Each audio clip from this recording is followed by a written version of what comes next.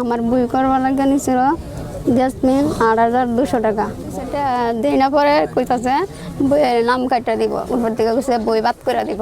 2016 সালে আমার যে ওয়াইফ এরিকা কইছে প্রতিবন্ধী মেয়েটা প্রতিবন্ধী 2,000 টাকা দাও, 2,000 টাকা দিছি। 2,000 টাকা দেওয়ার পরে এলো 2016 সালের ব্যাপারটা এই সীমার কাছে 6 মাস পরে আমার লাগালো পাইছে আমি অন্য কিতা হয়েছে মেয়েটার নাম দিয়েছি 1,500 টাকা দেওয়ান লাগবো, নামরা তো কেউ সরালিকে দেওয়ান লাগবো। আমি সম্পূর্ণ মিলে আমার 5,200 টাকা গেছে, 5,200 টাকা গেছে।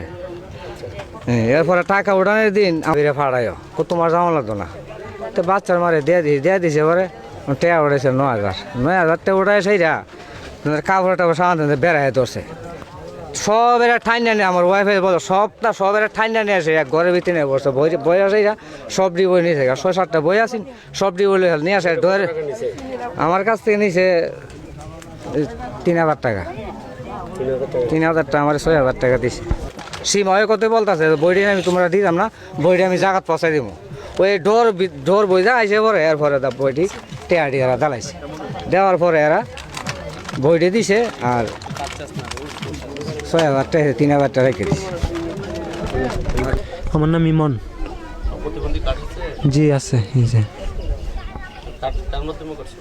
সীমার মাধ্যমে জি 8,000 টাকা নিছে আর বলছে আমার অ্যাকাউন্ট করলে 1,000 টাকা লাগবে, ওইটা দিলে বই দিব। তখন বই আইসে তো আইল বলতেছে এন থেকে অর্ধেকটা লাগিয়ে দিলে বই দিব বলতেছে ওইটা বুঝি সবার চেলা হ্যাঁ জি আমরা জানি। এরপরে এরা কইতেছে আমরা কাট করতে পারবো না, এরা না দিলে বইটা তো আইসে না, বই আমার কাছে টিয়া না দিলে বই দিত না। নিয়ে সেরা লুকনি করে টেয়া না 2,000 3,000 আমার টেয়াও দেয় না, আমার কোনো মালও দেয় না। 4,000 টাকা দিছি বই করবার সময় ইয়ার সময় কাট করবার সময় দিছি পরে তা একবার নিছে 300 নিছে কাট বই করবার 300 ইয়াদ করবার নিছে পরে একবার 100 টাকা নিছে ইয়া করতো আরেকবার ছবি তুলতো। মোট কত টাকা নিছে? মোট 4,000। যেদিন টাকা উঠাইছিলেন কত টাকা নিছে? 6,000 নিছে। জি আপনাকে দিছে কত? 3,000 দিছে আমারে। ফুঙ্গুবাতার একটা কার্ড হয়েছে, কার্ডটা নিয়ে আর বই বানাই দেবো আমার কিছু টাকা দেবো। এরপর 2,000 টাকা দিয়েছি, এই যে 1 বছর হয়েছে এই পর্যন্ত এই বই বানানিতে আছে আর বানাও না আর আমরা টাকাও পাইনি। হ্যাঁ জেসমিন নিচে টাকা। আমাদের গ্রামে পঙ্গু ভাতা প্রতিবন্ধী যেটারে কয়, তারা প্রতিবন্ধী ভাতা আনতে গিয়া তার কাছ থেকে কিছু টাকা সীমা আদায় করছে আমরা শুনতে পারছি। আমাদের গ্রামের যুবক ছাত্র তারা সবাই সম্মিলিতভাবে আমার কাছে বিচার দিছে যে এগুলা দুর্নীতি যত হইতেছে আপনি কি এগুলো জানেন না? তা আমি বলছি ভাই আমার কানে তো এটা আইসে না, তোমরা যেহেতু আমার কানে দিছ তাইলে আমি দেখি এই ব্যাপারটা কতটুকু সত্য কতটুকু মিথ্যা।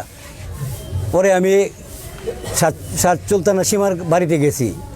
বাড়িতে যাওয়ার পরে আমি তারে গিয়ে বুঝাইলাম যে আপনি তো প্রাক্তন মেম্বার, আপনি যে কাজগুলো করছেন সম্পূর্ণ আনলিগাল কাজ করছেন। এখানে আপনার বিরুদ্ধে যে অভিযোগগুলো আইছে এই অভিযোগগুলো কিন্তু আমাদের ইজ্জত তো গেছেই, আমাদের গ্রামের ইজ্জত গেছে। আমরা বাইরে গেলে আমরা এই কথা বলবো যে বলে তোমাদের এলাকার প্রাক্তন মেম্বার ওনা এই টাকা নিছে, একবার 2বার টাকা নিছে, এই টাকাটা যে নিছে আপনাদের কোনো দুর্নাম হয় না। তো স্যার আমরা অনেক এই ব্যাপারে দুর্নাম হয়েছে, এটা করতে গিয়ে সেটা আমাদের পোলাপানতে অনেক হয়রানিও হয়েছে। তারে বুঝাইছি, বুঝানোর পরে তা আমরা কথাতে একমত হয় না। যেহেতু একমত হয়েছে না, আমি বর্তমান মেম্বার হিসেবে আমার অনেক জবাব দিয়ে করানো লাগতেছে, এই ব্যাপারে আমরা গ্রামবাসী খুবই দুঃখিত। আমরা একটা এই ইজ্জত হারা হইলাম। তো এটা গ্রামবাসী চাইতেছে বিচারের আমলে আনার জন্যে, যাতে তার সঠিক বিচার হয়। ফাতেমা বেগম। আমি 9,500 টাকা দিছি, এই ইয়াসমিন তে আর ইসেগার বইতে দুজনের তে। আর আমার একটা যে একটা গুরবিতা আছে যেটা কইতাছে কইলে 18,000 টাকা পাইবে, একটা নাম বইলে 1600 টাকা লাগবো, 1500 টাকা দিয়ে আর 100 টাকা ভাড়া দিছি, 1600 টাকা দিছি। আর যাবো হইছে আজ 2 বছর, আর কোনো পাত্তা নেই। আবুটা গর্বতা আমার জিয়ের নামে, আমার জিটার কোনো নামে এটাও পাইছে, 1600 টাকা নিছে। আর এটার লাগে 9,500 টাকা নিছে। আবার ইদুন একবার 1,060 টাকা নিছে, টেহার বইটাই না দিতাম। তো আমি কই কাগজ দো, আমার পুরো দো, আমার ছবি দো, না কখন টেহার বইটা খালি দিলাম 1,060 টাকা, তারপরে 1,060 টাকা দিছে। এই সাবেক ইউপি মেম্বার চাঁদ সুলতানা সীমা এবং যে জাসমিন, তারা আমাদের রাজাপুর গ্রামের এই প্রতিবন্ধী বয়স্ক ভাতা, বিধবা ভাতা তাদের কাছ থেকে টাকা হাতিয়ে নিয়েছে এবং তাদেরকে বিভিন্নভাবে হুমকি দিচ্ছে আর কি। এই কারণে আমি আমার রাজাপুর গ্রামের ছাত্র সমাজের পক্ষ থেকে একটা ইউনুসার বরাবর একটা লিখিত অভিযোগ দিয়েছি। আমি চাই যে আমার গ্রামের অসহায় প্রতিবন্ধী এবং বিধবা বয়স্ক ভাতা যেই লোকগুলো আছে তারা তাদের টাকাগুলো ফেরত পাক। সবার নিকট আমার আকুল আবেদন যাতে ওই 2 দালালদেরকে শাস্তি দেওয়া হোক এবং আমার গ্রামের যারা প্রতিবন্ধী আছে এবং অসহায় বয়স্ক ভাতা, বিধবা ভাতা তাদের টাকাগুলো ফেরত দেওয়া হোক এবং তাদের কার্ডগুলো দেওয়া হোক। আর যাদের কার্ড হয় নাই এবং তাদেরকেও যেন কার্ড দেওয়া হয়, এই আমার আর্জি।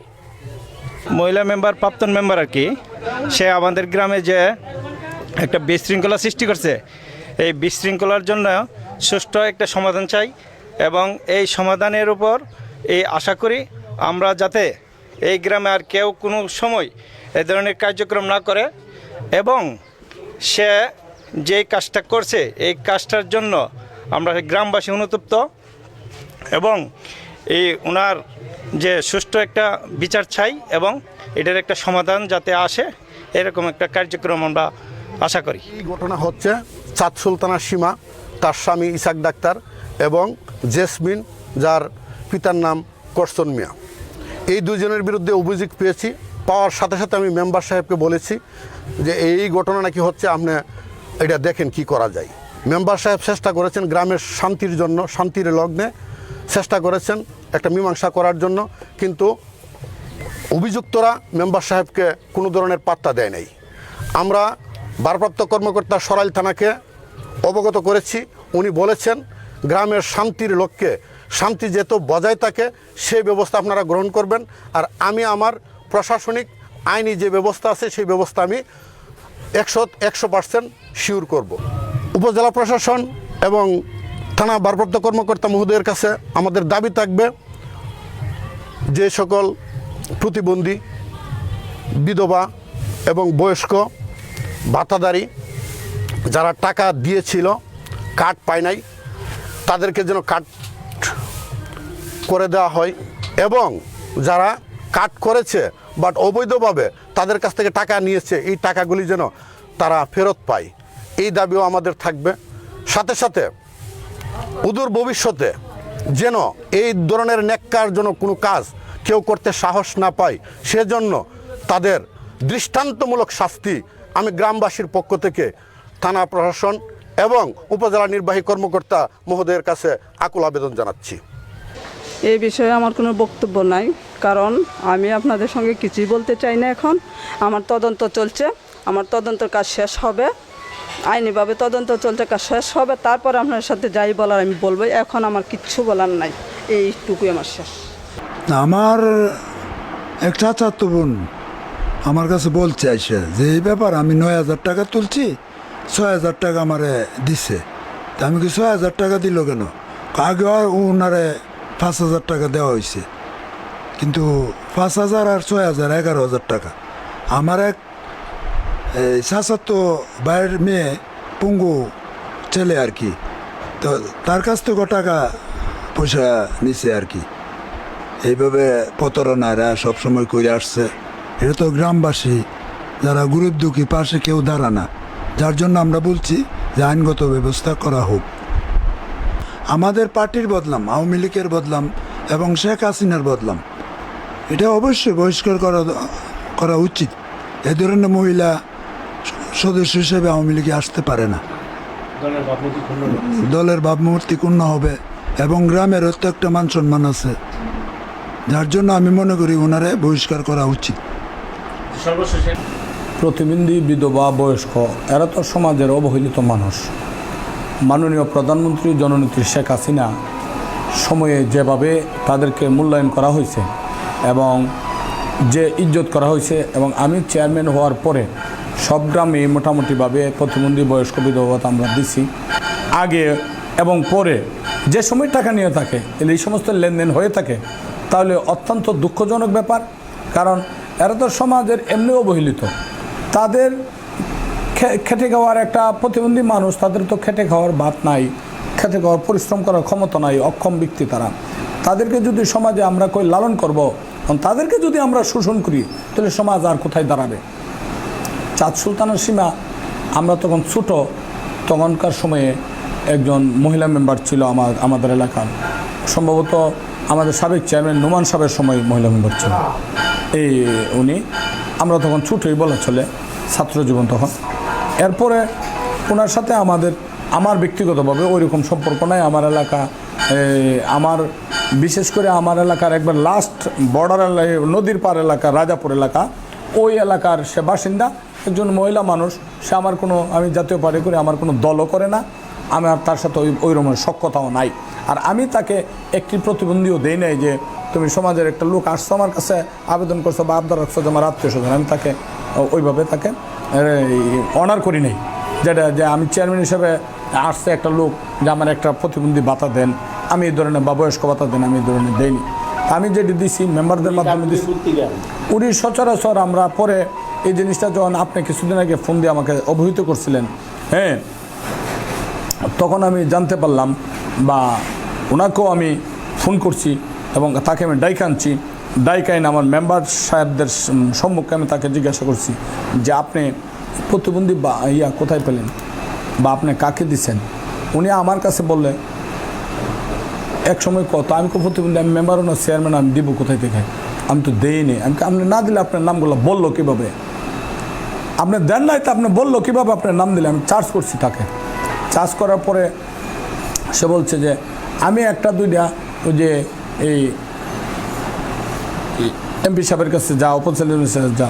তো আমাদের ইউনিয়নের যে বরাদ্দটা আমরা সচরাচর মেম্বার সাহেবদেরকে নিয়ে এই কোন কোন গ্রামে বেশি জরুরি, তাদের বয়স 7 বছরের উপরে প্রতিবন্ধী, তাদেরকে আমরা ফার্স্ট পিরিয়ডে, এবং অনেকের সিনিয়র মানুষ আছে, বয়স্ক মানুষ, তাদেরকে দেখে যে একবার অচল অবস্থা, তাদেরকে দেখে আমরা চেষ্টা করি দেওয়ার জন্য। আমি একজন জনপ্রতিনিধি হিসাবে নয়, একজন চেয়ারম্যান হিসাবে প্রথমবারই আমার বক্তব্য আমি বলে গেলাম যে আমি ব্যক্তিগতভাবে অত্যন্ত ঘৃণা করি তার এই ব্যাপারটা নিয়ে। তো প্রকৃত তদন্ত করে যদি নিয়ে থাকে, তার আইনের আওতায় এনে তাকে মোবাইল কোর্টের মাধ্যমে তাকে সাজা দিয়ে, তাকে আমার দৃষ্টিতে মোবাইল কোর্ট করে তাকে সাজা দেওয়া হোক, আমি আবেদন রাখবো। এবং এমনকি নিয়মিত মামলা রুজু করে যারা আবেদন করছে তারা যাতে অবশ্যই মামলা স্থাপন করে, প্রতারণা মামলা। বঞ্চিত মানুষের পক্ষে আমি অবশ্যই, ভুক্তভোগীদের পক্ষে অবশ্যই আমি তদবির করব, যা করা দরকার তাই করবো। Thank you. ঠিক আছে।